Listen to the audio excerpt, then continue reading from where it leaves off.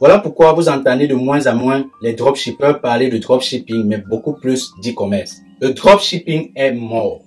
Vous entendez très souvent des histoires sur des gens qui ouvrent une boutique en ligne, font de la publicité sur les réseaux sans nécessairement avoir un produit et deviennent subitement riches du jour au lendemain. Certaines de ces histoires sont vraies, mais quel est le pourcentage des personnes qui réussissent vraiment avec le dropshipping? Est-ce aussi vraiment facile comme on le fait croire? Cependant, en Europe, le gouvernement a mis l'œil sur l'e-commerce et en particulier sur le dropshipping, sans compter les différents problèmes que rencontrent les dropshippers avec leurs comptes PayPal, Stripe et Facebook. Si vous restez avec moi jusqu'à la fin de cette vidéo, je vais vous expliquer pourquoi le dropshipping est mort depuis quelques années. Sa levée de corps s'est faite en 2021 et en 2022, nous sommes juste en train d'assister à son enterrement. J'ai 6 bonnes raisons de faire cette vidéo pour vous décourager de faire le dropshipping et la 5e raison concerne principalement les personnes qui vendent en Europe. Si c'est la première fois que vous passez sur ma chaîne, alors bienvenue. Nous parlons de tout ce qui concerne l'entrepreneuriat en ligne et en particulier l'e-commerce. Je suis Alban Degoué, je vends sur les marketplaces, en particulier Amazon et Etsy. Et dans cette chaîne, je vous partage mes astuces, mes expériences et j'aide les entrepreneurs à se lancer sur Amazon et Etsy. Dans cette vidéo, on va exposer tout ce que les dropshippers ne vous disent pas, de façon à ce que vous soyez avertis avant de vous lancer sur ce type de business. Si vous connaissez quelqu'un qui envisage faire du dropshipping, qui vous parle tout le temps de ce business, envoyez-lui cette vidéo car il y a des choses qu'il ne vous dit sûrement pas que vous allez écouter ici pour la première fois. Alors avant de commencer cette vidéo, posez votre like pour permettre à YouTube de la proposer à beaucoup de personnes qui veulent se lancer en e-commerce, de peur qu'elle ne tombe dans les arnaques des personnes qui vous disent que le dropshipping n'est pas mort. En regardant cette vidéo, vous allez apprendre les réalités qu'on ne vous dit pas. Nous allons commencer par les problèmes communs qui sont connus de tous et que rencontrent les dropshippers. Si vous regardez les chaînes des dropshippers, ils en parlent eux-mêmes. Le premier problème, c'est les retards de livraison. Ce n'est un secret pour personne. Les dropshippers sont en train de passer à autre chose en raison des retards de livraison. Un vendeur peut avoir assuré au client que le produit arrive dans les 10 jours. 10 jours, vous vous rendez compte? De nos jours, en tant que membre Prime Amazon, je reçois certaines de mes commandes le même jour. Et quand une commande met plus de 2 jours pour être livrée, je commence à m'interroger. Mais avec le dropshipping, c'est la norme d'attendre 10 jours pour recevoir un produit parce qu'il vient de Chine. Qui de nos jours attend encore 10 jours pour recevoir un colis? Si c'est votre cas, dites-moi en commentaire. Parce que je veux bien savoir ce qui vous motive à attendre vraiment 10 jours. Le véritable problème n'est même pas l'attente des 10 jours. Car le client y est préparé lorsqu'il passe sa commande. Mais c'est le retard qui survient dans la chaîne et qui fait passer les 10 jours à 20 jours, voire 30 jours. Ce qui bien évidemment va frustrer le client et qui par la suite va demander un remboursement. Et s'il ne l'obtient pas, vous savez ce qui va se passer. Il va traiter le dropshipper d'arnaqueur et pourra même signaler son site. Ce qui va entraîner la fin de son business. Les retards de livraison sont pour ma part l'une des vraies maladies du dropshipping. Les habitudes d'achat changent et je ne vois pas quelqu'un de normal attendre 10 jours pour recevoir sa commande qu'il aurait pu acheter dans un magasin en 2 heures de temps ou alors commander sur Amazon et recevoir le lendemain. Nous allons passer au deuxième gros problème que rencontrent les dropshippers, les erreurs de commande. Combien de fois avez-vous commandé quelque chose sur Internet et obtenu quelque chose de différent? Si ça ne vous est jamais arrivé, c'est que vous n'avez jamais acheté dans un site de dropshipping. Si vous faites de dropshipping, vous n'aurez aucun contrôle sur votre stock. Vous faites simplement confiance à un fournisseur qui devrait expédier l'article que le client a commandé à son adresse. Et vu le fait qu'il n'est pas que votre fournisseur à tout seul, mais celui de plusieurs dropshippers à la fois, il peut arriver qu'il confonde les produits et envoie des produits non commandés à votre client. De plus, vu le fait que vous ne voyez pas le produit que vous vendez et que vous vous fiez juste à l'image du fournisseur, il peut arriver que les images du produit ne reflètent en aucun cas la réalité. Les clients peuvent finir par recevoir des produits qu'ils n'ont jamais commandés et des produits de mauvaise qualité. Pour moi, ça c'est le deuxième problème majeur que rencontrent les dropshippers et c'est la raison pour laquelle je pense que le dropshipping est mort. La troisième raison, c'est que le dropshipping n'est pas du tout rentable et je vais vous expliquer pourquoi. 99% des dropshippers ne sont pas du tout rentables parce que la principale stratégie consiste à juste avoir un site, chercher un fournisseur en Chine et lancer un produit. C'est extrêmement simple. Je ne dis pas que c'est facile, mais tout le monde peut créer ce genre de business et en plus, c'est facile de se faire copier sa boutique et son produit. Est-ce que vous vous êtes déjà posé la question de savoir si Facebook ou bien Google vous espionne? C'est tout simplement parce que vous avez fait la recherche d'un article sur Google ou vous avez cliqué sur la publicité d'un article en vente sur Facebook et soudainement, vous commencez à voir cet article partout. Si vous prêtez attention, vous verrez que ce n'est pas le même vendeur qui vous suit partout avec la même publicité. Il s'agit bien de plusieurs. Ils utilisent tout simplement un système de targeting sur mesure qui consiste à cibler les potentielles personnes intéressées par cet article et de ce fait, Facebook vous affiche la publicité à chaque fois.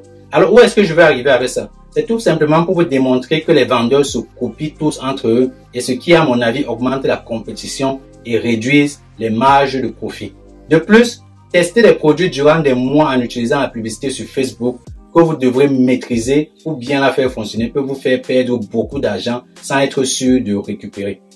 Si vous êtes d'accord avec ce que je dis, likez cette vidéo, on doit mettre à nu ce business model et par la même occasion, abonnez-vous à la chaîne, activez la cloche de notification si vous voulez en savoir plus sur un autre modèle qui est la vente sur Amazon. Vous pouvez aussi télécharger mon e-book qui est illustré de 50 pages. Il est totalement gratuit et le lien se trouve dans la description. La quatrième raison pour laquelle le dropshipping est mort, c'est les comptes bloqués. Un autre vrai problème du dropshipping. Les remboursements et les retours peuvent avoir un impact sur votre crédibilité auprès des sociétés de passerelles de paiement avec lesquelles vous êtes associé. Quand vous vendez un produit de mauvaise qualité ou quand vous accumulez trop de retard qui résulte à de multiples plaintes et de remboursements, il est évident que PayPal et Stripe commencent à mettre l'œil sur votre activité parce qu'ils veulent par la même occasion protéger les consommateurs. Alors dans ces cas, qu'est-ce qui se passe? Vous verrez vos comptes bloqués pour ces raisons-là. Vous allez passer beaucoup de temps à les débloquer plutôt qu'à vendre votre produit. C'est pratiquement la même chose avec Facebook qui est l'endroit principal où les dropshippers font la publicité de leurs produits. C'est aussi une pratique courante que votre page Facebook avec laquelle vous faites la publicité se voit fermée même si vous dépensez beaucoup d'argent en publicité. Si vous ne me croyez pas, regardez le nombre de tutoriels qu'il y a sur YouTube pour débloquer un compte Stripe, PayPal ou Facebook. Et comme si ça ne suffisait pas, votre site Shopify peut carrément être signalé à signalarnaque.com ou Scamwatcher et bien d'autres sites. Il suffit juste d'une petite évidence comme les mauvais commentaires des clients pour que ces sites-là prennent les plaintes des clients au sérieux et ferment votre business du jour au lendemain. L'une des choses qui m'amène à conclure que le dropshipping est mort, c'est à cause des impôts. Les impôts ont tué le dropshipping en Europe. Depuis 2021, l'exonération de la TVA existante pour les marchandises jusqu'à 21 ou 22 euros a totalement disparu. Si vous ne me croyez pas, j'ai mis un lien dans la description et cette information est de source sur la Commission européenne. Alors qu'est-ce que ça signifie pour les dropshippers? Ça veut tout simplement dire qu'ils ne peuvent vendre que des articles d'une valeur de 22 euros ou moins pour contourner cette loi.